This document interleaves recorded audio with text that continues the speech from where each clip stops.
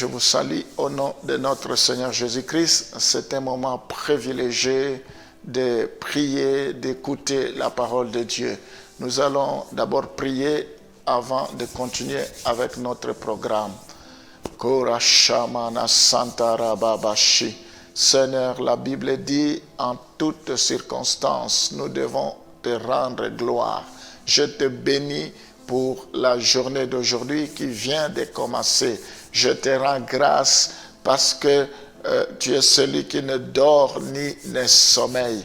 Notre vie est cachée en toi dans les lieux célestes. Je te rends grâce parce que c'est toi qui es venu mourir sur la croix pour nous. Je te rends grâce parce que à tous ceux qui t'ont reçu, tu leur as donné le pouvoir de devenir enfants de Dieu, lesquels ne sont pas nés selon la chair, ni selon la volonté de l'homme, mais selon ta volonté. Merci parce que je ne suis pas un enfant illégitime, mais je suis un enfant légitime. Je te bénis pour cela. Merci parce que c'est toi qui es mon abri, c'est toi qui es mon espoir. Je te glorifie ce matin. Je te glorifie dans la vie de chaque personne qui m'écoute.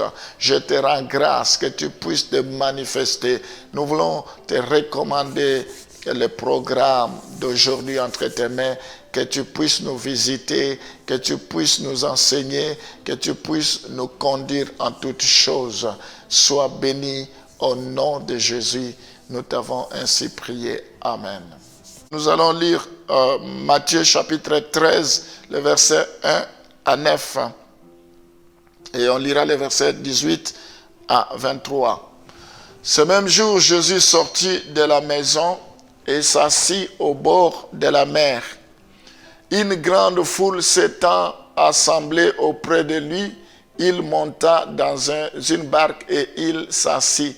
Toute la foule se tenait sur les rivages. Il leur parla en parabole sur beaucoup de choses et il dit: un semeur sortit pour s'aimer. Comme il s'aimait, une partie de la semence tomba le long du chemin, les oiseaux vinrent et la mangèrent. Une autre partie tomba dans les endroits pierreux où elle n'avait pas beaucoup de terre. Elle leva aussitôt parce qu'elle ne trouva pas un sol profond. Mais quand le soleil parut, elle fit brûler et sécha faute de racines. Une autre partie tomba parmi les épines montèrent et l'étouffèrent. Une autre partie tomba dans la bonne terre, elle donna du fruit, un grain 100, un autre 60, un autre 30. Que celui qui a des oreilles pour entendre, entende. Vous donc, vous écoutez ce que signifie la parabole du semeur. Lorsqu'un homme écoute la parole du royaume et ne la comprend pas, le malin vient et enlève ce qui a été semé dans son cœur. Cet homme est celui qui a reçu la semence le long du chemin. Alors, ici, nous voyons d'autres catégories des auditeurs. Nous avons vu premièrement l'homme prudent et l'homme insensé.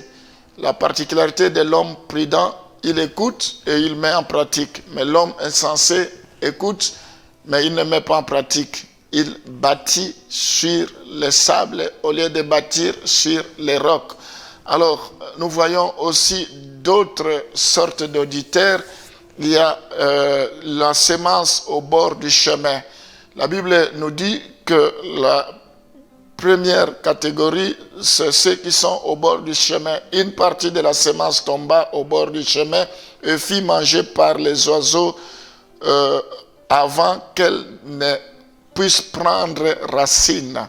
Ceci est un exemple d'un homme qui entend la voix de Dieu, mais les paroles ne prennent pas racine dans son cœur. Satan arrache la parole de Dieu.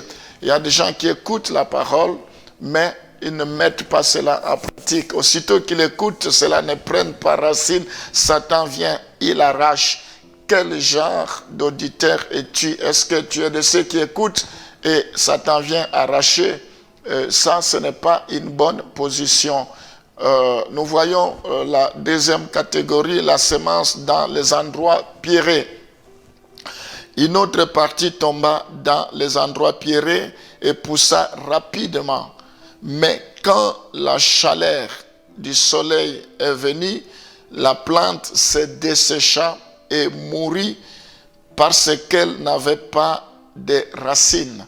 Nous voyons ceci est l'auditeur qui entend la parole de Dieu et la reçoit avec joie. Il est joyeux d'écouter la parole de Dieu, mais elle ne prend pas vraiment racine dans sa vie. Malgré qu'il est joyeux, mais il ne laisse pas la parole pénétrer, transpercer sa vie. Lorsque les circonstances deviennent difficiles, il est choqué et cesse de répondre à la voix de Dieu. Il faut que la parole de Dieu prenne racine, que rien ne puisse nous clapousser, nous empêcher d'avancer avec le Seigneur. Nous voyons également la semence parmi les épines. Selon ce texte, il s'agit une autre partie tomba parmi les épines qui étouffèrent la croissance des plantes. Nous voyons que la semence est tombée, mais parmi les épines ont étouffé cela. Ceci est un exemple de la volonté de Dieu qui est étouffée par les soucis du monde. Donc, les gens reçoivent la volonté de Dieu, mais les soucis de ce monde les étouffent. Quels sont ces soucis? Le matérialisme, le bien de ce monde les étouffe. La Bible dit, cherchez premièrement les royaumes des cieux et le reste vous sera donné par-dessus tout. La Bible dit, à quoi sert-il à un homme de tout gagner, mais il perd son âme. Ensuite, nous voyons la semence dans la bonne terre. Une autre partie tomba dans la bonne terre et donna une moisson abondante. Ceci est un exemple de l'auditeur qui reçoit la parole de Dieu, écoute sa voix et s'enracine lui-même dans cette révélation. Cette personne mûrira spirituellement et deviendra un croyant reproductif et fécond. Dieu veut que nous soyons de bonne terre, des croyants reproductifs, des croyants féconds, des croyants bénis. Gloire au Seigneur. C'est ce que nous voyons. Alors, quel genre d'auditeur es-tu? Dieu aimerait que nous soyons des hommes prudents, que nous soyons une bonne terre qui est productive. On va lire Psaume 85, le verset 8.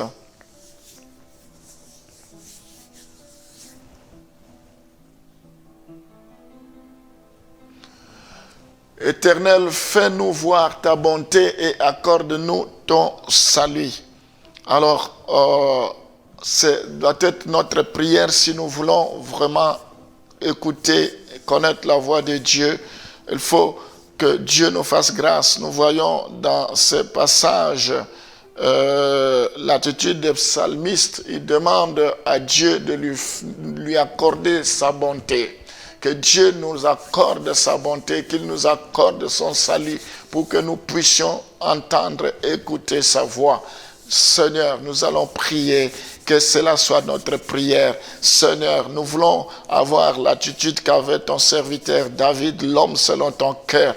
Il dit, fais-nous voir ta bonté. Nous voulons que tu nous fasses grâce, que ta bonté nous soit accordée, Seigneur. Que tu nous accordes ton salut pour que nous puissions t'entendre. Seigneur, je prie pour que nous ne puissions pas passer à côté de l'essentiel, que nous apprenions à t'entendre, que nous apprenions à t'écouter. Étends ta main et manifeste-toi dans toute ta puissance. Laisse que la gloire, l'honneur et la louange te reviennent. Sois béni à jamais. Au nom de Jésus, nous t'avons prié. Bénis chacun de tes enfants. Bénis la journée d'aujourd'hui. Au nom de Jésus. Amen.